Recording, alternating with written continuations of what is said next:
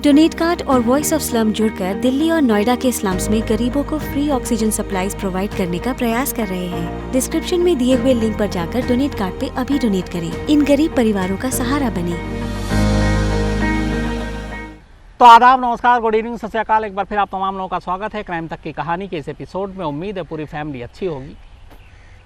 आज की जो कहानी है एक तो उत्तर प्रदेश से, और किसी केस की या किसी पुलिस अफसर की या किसी कत्ल की या किसी खुदकुशी की या फिर किसी कत्ल की कोशिश की। शायद ऐसी कहानी आपने नहीं सुनी होगी। इस कहानी में ऐसी ऐसी चीज़ें हैं कि आप दूर बैठकर भी हैरान हो जाएंगे। मसलन, क्या आप कभी ने देखा है या सुना है या ऐसा सोच सकते हैं कि एक शख्स खुद को गोली मारे, और वो गोली भी गर्दन पर, हाथ पैर पे नहीं।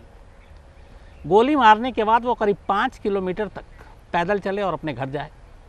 घर जाने के बाद जिस पिस्टल से गोली मारी है उस पिस्टल को वो घर पे रखे, फिर वापस उसी जगह पे 5 किलोमीटर दूर आए और आकर उसी जगह पे जहाँ उसने खुद को गोली मारी बैठ जाए और फिर बेहोश हो जाए।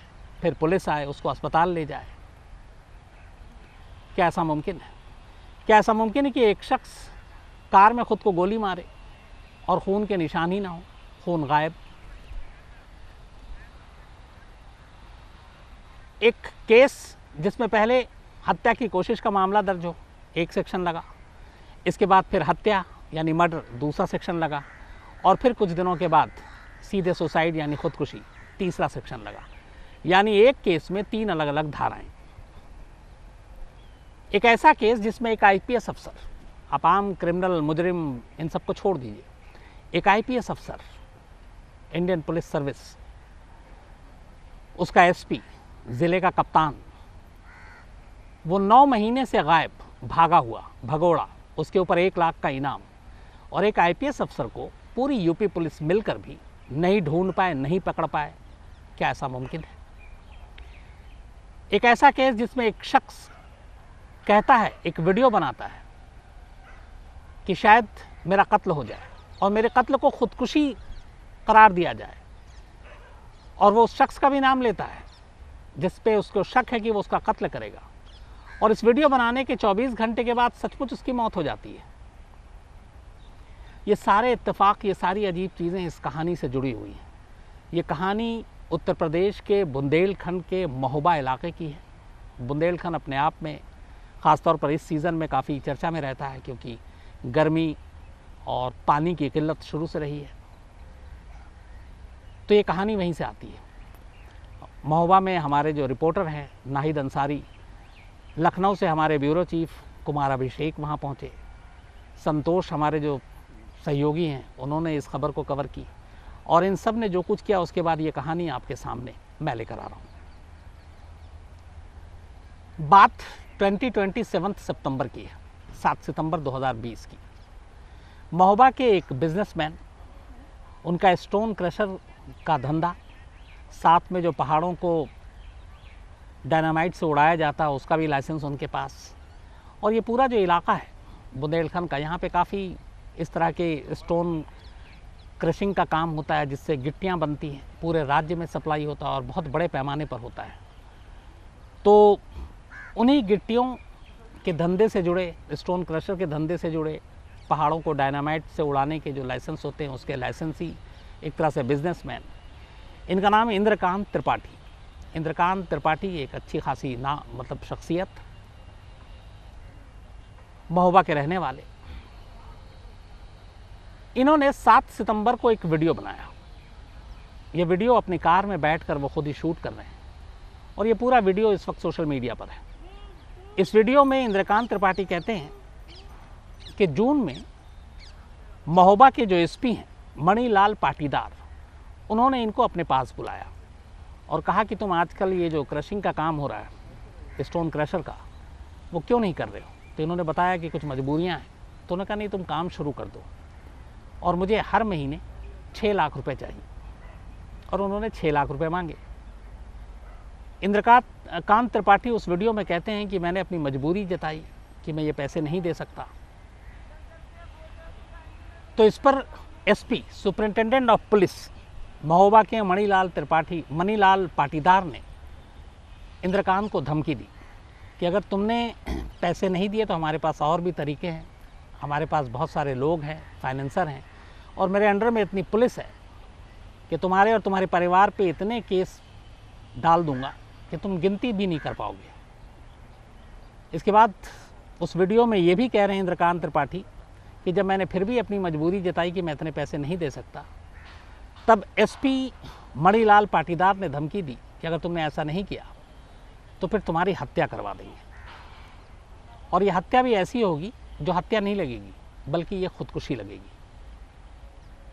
उसके बाद वो कहते हैं उसी वीडियो में कि अगर मुझे कुछ हो जाए, मेरी जान चली जाए, तो मेरी मौत के लिए महोबा के एसपी मणिलाल पाटीदार जिम्मेदार होंगे। ये पूरा वीडियो बनाने के बाद इंद्रकांत त्रिपाठी इसको सोशल मीडिया पर डाल देते हैं। इत्तेफाक से सोशल मीडिया पर आते ही ख़ासतौर पर महोबा उसके आसपास चर्चा का विषय बन जाता है। और इंद्रकांत त्रिपाठी एक चीज़ और कहते हैं कि वो इस मामले में ये जो एसपी ने पैसे मांगे हैं जबरन वसूली की, 2 दिन बाद यानी 9 सितंबर को वो एक प्रेस कॉन्फ्रेंस करेंगे और उसमें कुछ और भी खुलासा करेंगे। तो 7 सितंबर को ये वीडियो वो बनाते हैं, इसको सोशल मीडिया पे डालते हैं। 9 सितंबर को प्रेस कॉन्फ्रेंस करनी थी, लेकिन इस वीडियो को डालने के बाद इंद्रकांत त्रिपाठी को डर लगता है कि इस वीडियो के वायरल होने के बाद हो सकता है कि उनके ऊपर हमला हो या फिर उनकी जान लेने की कोशिश की जाए।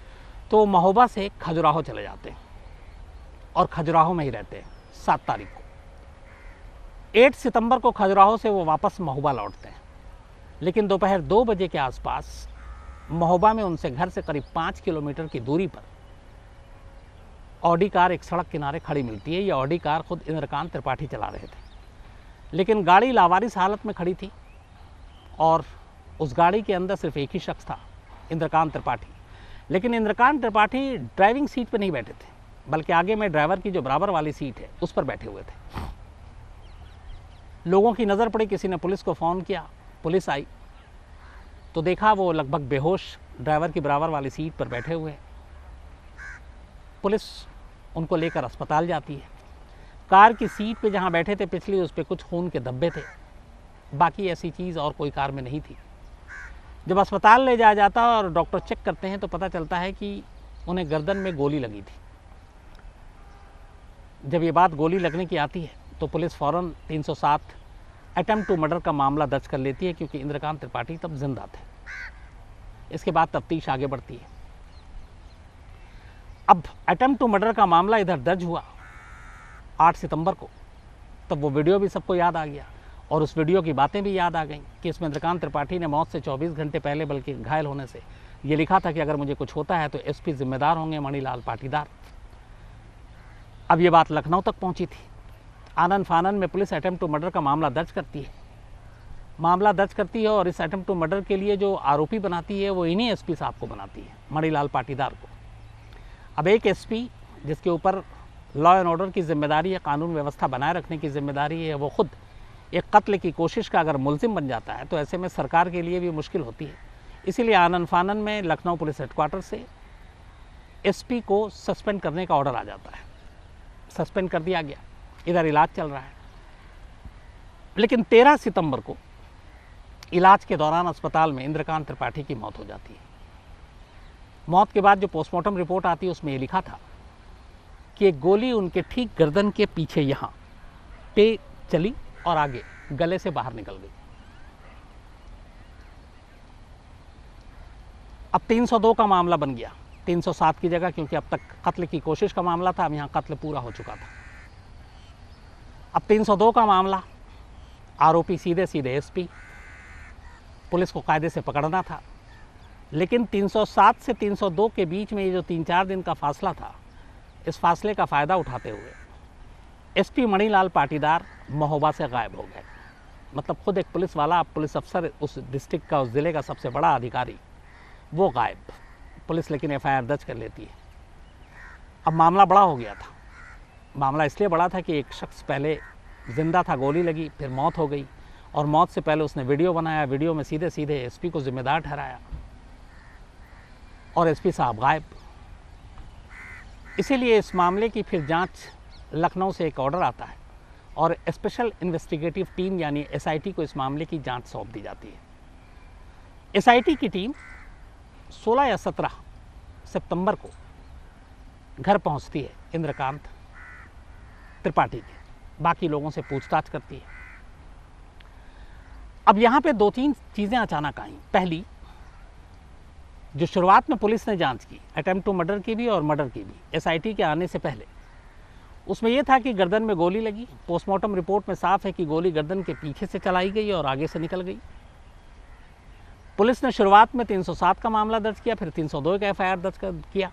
लेकिन अब एसआईटी की टीम जब आई तो ये पता चला कि पूरे मामले में अभी तक वो पिस्टल ही नहीं मिली जिससे गोली चली, और ना वो कारतूस मिला, ना उसका खोखा मिला, न कार के अंदर उतना ब्लड था। और पोस्टमार्टम रिपोर्ट साफ बता रहा है कि एक मर्डर है। अब यहाँ से चीज़ें पलटनी शुरू होती हैं। एसआईटी की टीम आती है, जांच करती है, और अचानक वो पिस्टल भी बरामद कर लेती है और वो गोली भी बरामद कर लेती है जिस गोली से इंद्रकांत त्रिपाठी की मौत हुई और जिस पिस्टल से वो गोली चली। लगा कि मामला सब खत्म हो जाएगा, लेकिन यहाँ पे कुछ गलतियाँ कर दी पुलिस ने, खासतौर पर एसआईटी की टीम ने। इंद्रकांत त्रिपाठी की मौत के बाद जिस पिस्टल से गोली चली थी, वो पिस्टल न कार से मिली, न कार के आसपास उस सड़क किनारे मिली। वो पिस्टल मिलती है इंद्रकांत त्रिपाठी के घर पर, और वो मिलती भी नहीं है, बल्कि इंद्रकांत त्रिपाठी के परिवार वाले, बल्कि इंद्रकांत त्रिपाठी का भाई अपने हाथ से वो पिस्टल एसआईटी की टीम को सौंपता और कहता है कि ये पिस्टल जो हमारे भाई की है, ये पिस्टल लेकर वो कहीं बाहर ही नहीं गए, ये पिस्टल घर में ही पड़ा हुआ है, और ये लीजिए आप ये पिस्टल। वो पिस्टल दे दी। पिस्टल के साथ गोलियां भी थी लाइसेंसी। अब वो पुलिस लेकर चली गई, और उसके बाद कार के अंदर से वो बुलेट भी बरामद कर लिया जिससे गोली चली थी, या उसका खोखा, और मैच भी करा दिया कि ये इसी पिस्टल से गोली चली। अब जब उसी पिस्टल से गोली चलाई है तो मैच होगा ही। अब यहाँ पे 2-3 सवालें उठी एसआईटी की इस कार्रवाई से। पहला, अगर इंद्रकांत त्रिपाठी ने अपने लाइसेंसी पिस्टल से खुद को गोली मारी तो फिर वो पिस्टल घर तक कैसे पहुंची? क्योंकि पुलिस ने कार को भी जब्त कर लिया, पुलिस स्पॉट पे भी थी, और पूरी तलाशी के दौरान कार से कोई पिस्टल नहीं मिली, ना आसपास से मिली, घर से मिली। तो अब 2 ही चीज़ें हो सकती हैं। पहला, इंद्रकांत त्रिपाठी ने अपने आप को गोली मारी, गर्दन में गोली मारी। गोली मारने के बाद वो उसी जख्मी हालत में घर गया, घर पर जाकर उसने पिस्टल रखी, फिर वापस अपने घर से 5 किलोमीटर दूर उसी महुआ हाईवे पे वो आया, और फिर आकर वो उस गाड़ी के ड्राइवर के बराबर वाली सीट पर बैठ गया। एक गर्दन में जिस शख्स को गोली लगी और गोली आर पार हो गई हो, क्या वो शख्स उस हालत में हो सकता है कि वो 5 किलोमीटर का सफ़र तय करे? पहला सवाल। दूसरा सवाल, जिस ऑडी कार में इंद्रकांत त्रिपाठी मिला, उस ऑडी कार में जब पुलिस पहुंची थी तो वो ड्राइवर के बराबर वाली सीट पर जख्मी हालत में। ऑडी कार में कोई दूसरा शख्स नहीं है, ना उसकी कोई, बाद में भी कभी कोई ऐसी जांच में सामने बात आई कि कोई और था, अकेला खुद ड्राइव कर रहा है। एक आदमी अगर सुसाइड करने वाला है तो ये समझ में बात नहीं आती कि वो ड्राइविंग सीट से उठकर पहले जाएगा और फिर दूसरी तरफ से दरवाज़ा खोलेगा और ड्राइवर के बराबर वाली सीट पर बैठेगा और फिर खुद को गोली मारेगा। वो ड्राइवर सीट पर भी बैठकर गोली मार सकता है, लेकिन इंद्रकांत त्रिपाठी ने ऐसा नहीं किया। वो उतर के फिर ड्राइवर के बराबर वाली सीट पर जाकर बैठ के गोली मारता है। चलिए, हो सकता है मन हो कि इस सीट पर गोली नहीं मारनी, उस सीट पर मारनी है, इसको भी नज़रअंदाज करते हैं।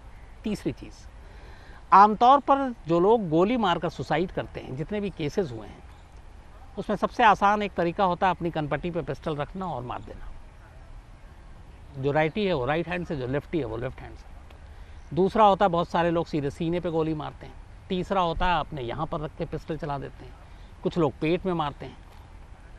सुसाइड करने वाला 90 डिग्री एंगल घुमाकर अपने हाथ में पिस्टल पकड़कर और यूं सर के पीछे ले जाए और गर्दन के पास इधर रखे और गोली चलाए, ऐसा होता नहीं है।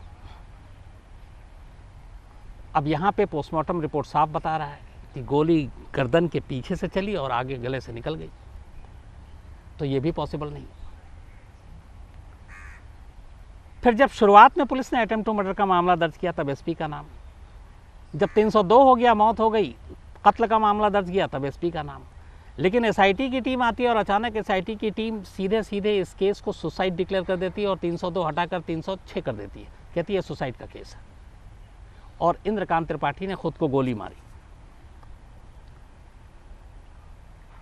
अब ये जो सारे सर्कमस्टेंशियल एविडेंस हैं, जो सारी चीज़ें बता रही हैं, जो परिवार के लोग बता रहे हैं, वो सारी चीज़ें यही इशारा कर रही हैं कि इसमें कुछ गड़बड़ है।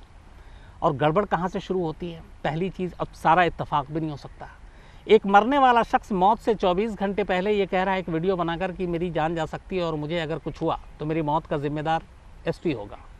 24 घंटे बाद वाकई वो उसी ज़ख्मी हालत में मिलता है और करीब 120 घंटे बाद उसकी मौत भी हो जाती है, वो मर जाता है।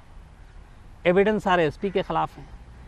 शुरुआती में जो लोकल पुलिस है वो एसपी को नामजद भी करती है, अटेम्प्ट टू मर्डर में भी और मर्डर में भी। लेकिन जब लखनऊ से टीम आती है और एसआईटी की टीम जांच करती है तो वो पूरा केस बदल कर सुसाइड कर देती है। अब यहाँ पे एक उंगली और उठी कि जो एसआईटी की टीम बनाई गई थी उसमें 3 आईपीएस अफसर थे, उनमें से 2 आईपीएस का ताल्लुक राजस्थान से है। अब इसमें बड़ी बात क्या है? तो बड़ी बात यह है कि जिन एसपी मणिलाल पाटीदार को ढूंढा जा रहा है, जिनको इंद्रकांत त्रिपाठी की मौत का जिम्मेदार माना गया, उनका ताल्लुक भी राजस्थान से। तो परिवार का शक यही है कि एक एसपी को बचाने के लिए एसआईटी की टीम ने एक सिंपल और सीधे सीधे मर्डर केस को सुसाइड केस में तब्दील कर दिया। हालांकि इसमें बहुत सारी चीज़ें अभी आएंगी अगर ईमानदारी से फॉरेंसिक इसकी जांच और रिपोर्ट को सामने रखा जाए तो। पहली चीज़, अगर कार में ही सुसाइड किया, कार में ही गोली मारी अपने आप को इंद्रकांत त्रिपाठी ने, तो बुलेट पीछे से चला, गले से बाहर निकला, आर पार हुई गोली। कार के अंदर खून नहीं है, कुछ धब्बे मिले हैं सिर्फ सीट के पीछे, जबकि गोली लगने के बाद और आर पार होने के बाद धारा प्रवाह खून बहना चाहिए था। वो खून के निशान कहाँ गए? दूसरा, पुलिस ने शुरुआत में तफ्तीश की, कोई पिस्टल बरामद नहीं, गोली नहीं मिली। लेकिन 15 दिन बाद, 10-15 दिन बाद वही बुलेट, उसका खोखा कार के अंदर मिल जाता है। अब ये कार 8 सितंबर से पुलिस के कब्जे में है, 8 सितंबर से कब्जे में है। और उसके बाद करीब 10 दिन के बाद बुलेट बरामद होती है, पिस्टल घर से बरामद होता है, जबकि घर वालों का कहना है कि पिस्टल तो अपने हाथ से सौंपे पुलिस को। अब सवाल ये है कि फिर ये बुलेट इतने दिनों बाद कार से कैसे मिली? तो घर वालों का एक इल्ज़ाम है, वो ये है कि पुलिस पिस्टल के साथ बुलेट भी ले गई थी घर से, और ले जाने के बाद चूँकि कार उनके कब्ज़े में है, उन्होंने कार के अंदर एक फायर किया। फायर करने के बाद खोखा सीट या कहीं पे फंस गया और उन्होंने उसी को निकाल लिया। इससे 2 फ़ायदे हुए, एक इसी पिस्टल से गोली चली है, ये फॉरेंसिक में साबित हो जाएगा, और दोनों चीज़ें सामने आ गई। लेकिन अगर ईमानदारी से जांच हुई तो यहाँ पे पुलिस फंस सकती है। वो कैसे? बेशक इसी पिस्टल से गोली चली, जो बुलेट खोखा मिला है और जो पिस्टल मिला है वो दोनों मैच करेगा, लेकिन जो गोली इंद्रकांत त्रिपाठी के गले से आर पार हुई है, वो जो उसके अंदर उसने अपना निशान छोड़ा है, वो बुलेट मार्क क्या इस पिस्टल और इसके बुलेट मार्क से मिलता है? फॉरेंसिक इन्वेस्टिगेशन में ये बात आसानी से सामने आ जाएगी।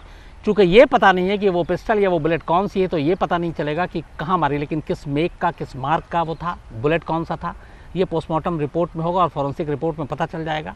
और ये साबित हो जाएगा इस बुलेट और इस जो खोखा बरामद किया है कि ये गले से आर पार हुई थी कि नहीं हुई थी। और परिवार वाले इसका बाकायदा दावा भी कर रहे हैं कि जांच करा लें, दूध का दूध पानी का पानी हो जाएगा। तो अब यहाँ पे इस मामले में एसआईटी की टीम घिर सकती है, क्योंकि जो बचकानी हरकत इस पूरे जांच में अब तक की गई है, ये इनको आगे चल के इनकी फजीहत ही होने वाली है। अब यहाँ तक एक पार्ट। दूसरा, एक आईपीएस अफसर जिसका 8 सितंबर को अटेम्प्ट टू मर्डर के मामले में नामजद होता है, उसके बाद आनन फानन में उसको सस्पेंड कर दिया जाता है, फिर 302 का मामला दर्ज होता है और वो गायब है। फजीहत ये भी है कि यूपी पुलिस के ऊपर प्रेशर है, तो गायब है तो अब भैया आप बड़े बड़े क्रिमिनल को उठा लेते हैं, पकड़ लेते हैं, ठोक देते हैं। यहाँ एक आईपीएस अफसर को पकड़ने में आपकी इतनी हवा ख़राब हो रही है, तो ये दिखाने के लिए कि नहीं हम पकड़ने की कोशिश कर रहे हैं, पहले 25,000 रुपये का इनाम डिक्लेयर किया जाता है इस आईपीएस अफसर पर, मणिलाल पाटीदार पर। इसके बाद फिर कुछ वक्त बीतता है और ये दिखाने के लिए कि नहीं हम लोग बहुत सीरियस हैं, उस इनाम को बढ़ाकर 1 लाख रुपये कर दिया जाता है। तो इस वक्त यूपी के इस आईपीएस अफसर मणिलाल पाटीदार जो महोबा के एसपी रहे, 1 लाख के इनामी भगोड़े हैं। मतलब अगर उनका कोई सुराग दे दे तो 1 लाख रुपये उसे मिलेगा। एक पुलिस महकमे सरकार की तरफ से अपने ही एक आईपीएस अफसर को इस तरह से उसके ऊपर 1 लाख का इनाम रखना, उसे ढूंढना या पता देने वाले के लिए, ये अपने आप में शर्मनाक है। और इससे भी शर्मनाक ये है कि सितंबर से आज जून हो गया, 2020-2021, 9 महीने करीब बीत गए हैं। 9 महीने में यूपी पुलिस इस आईपीएस अफसर का सुराग तक नहीं लगा पाई, मतलब पकड़ ही नहीं पाई। तो वैसे में ये भी उंगली उठता है कि आप लॉ एंड ऑर्डर, क्रिमिनल के अंदर खौफ, जुर्म कम करना, सारे दावे एक तरफ, एक आप अपने ही अंदर के एक आईपीएस अफसर को 9 महीने तक आप पकड़ नहीं पा रहे हैं, ढूंढ नहीं पा रहे हैं, फिर ये कैसी पुलिसिंग? यहीं पे एक दूसरा शक उठता है, वो ये है कि पकड़ तो ले, पता भी है, लेकिन एक गड़बड़ी हो रही है। इस बीच में इस आईपीएस अफसर मणिलाल पाटीदार की तरफ से एक अर्जी दी गई कि इस मामले की जांच सीबीआई से कराई जाए। एक ऐसा पुलिस अफसर जो कत्ल के आरोपी, जिसके ऊपर अब खैर सुसाइड का मामला दिखा दिया तो खुदकुशी के लिए मजबूर करने का मामला, जो 9 महीने से फरार है, वो खुद कह रहा है आप सीबीआई की जांच कराओ। इसका मतलब क्या है? तो इसका भी मतलब है, इंद्रकांत त्रिपाठी के परिवार ने इल्ज़ाम लगाया है कि दरअसल सीबीआई जांच की मांग एसपी इसलिए कर रहे हैं, इसके ज़रिए वो अपने सीनियर पुलिस अफसरों को मैसेज दे रहे हैं कि देखो, अगर मेरे साथ कुछ उल्टा पुल्टा हुआ तो फिर कोर्ट, अगर सीबीआई जांच नहीं भी होती तो कोर्ट में जाकर मैं बाकी के नाम का खुलासा कर दूंगा, क्योंकि अगर उगाही कर रहा हूं तो मैं अकेले नहीं कर रहा हूं, हिस्सा और भी जाता है। और जिस जगह हम लोग रहते हैं, इस सिस्टम को आम लोग भी बहुत अच्छे से जानते हैं कि अगर कोई रिश्वतखोर है तो वो अकेले पैसे हजम नहीं करता, एक चेन बना होता है, एक पूरी लिस्ट होती है, नीचे से ऊपर तक पैसे कैसे जाते हैं। तो बहुत मुमकिन है कि 9 महीने से एक आईपीएस अफसर को यूपी पुलिस इसलिए भी नहीं पकड़ पा रही है क्योंकि लगता है कि उसकी गिरफ्तारी और ज़्यादा उनके लिए मुश्किलें पैदा कर सकती है। क्योंकि अगर उसने ओपनली मीडिया में, कोर्ट में ये कह दिया कि हाँ, इंद्रकांत त्रिपाठी से मैंने पैसे मांगे थे, लेकिन ये पैसे सिर्फ अपने लिए नहीं मांगे थे, ये मेरे से ऊपर जो सीनियर अफसर है उनको भी जाता है हिस्सा, तो फिर चेन लंबी जाएगी, नाम और भी आएंगे। हालांकि मुझे उम्मीद कम है कि ऐसा होगा, क्योंकि इससे पहले भी बहुत सारी चीज़ें हुई, लेकिन ऊपर तक फिर नाम नहीं आ पाता है किसी का। लेकिन कुल मिलाकर इस केस ने यूपी पुलिस को एक तरह से और भी बदनाम कर दिया, क्योंकि एक तरफ एक आईपीएस अफसर आप 9 महीने से नहीं पकड़ पा रहे तो फिर आपके बाकी दावे पे लोग शक करेंगे, और दूसरा एक ऐसा केस जिसको पहले कत्ल की कोशिश, फिर कत्ल और उसके बाद खुदकुशी में तब्दील करना, इस पे भी शक है। अब इस मामले की जांच कितनी ईमानदारी से होती है मालूम नहीं, क्योंकि एक पुलिस का मामला है और पुलिस की टीम ही जांच कर रही है। तो क्या एक पुलिस की टीम अपने ही पुलिस महकमे के एक अफसर को बचाने के लिए ईमानदारी से जांच करेगी? ये भी एक बड़ा सवाल है। लेकिन कुल मिलाकर जिस तरह से इस केस को हैंडल किया गया और जिस तरीके से 9 महीने से एक आईपीएस अफसर ने पूरी यूपी पुलिस को घुमा रखा है, 1 लाख का सर पे इनाम लेके भी छुपा हुआ है या उसे छुपाया गया है, ये सारी चीज़ें पुलिस महकमे के लिए कम से कम अच्छी नहीं। तो ये थी कहानी आज की। अब आपसे मुलाकात होगी कल रात 9 बजे किसी नई कहानी के साथ। तब तक अपना ख्याल रखिएगा। Thank you very much.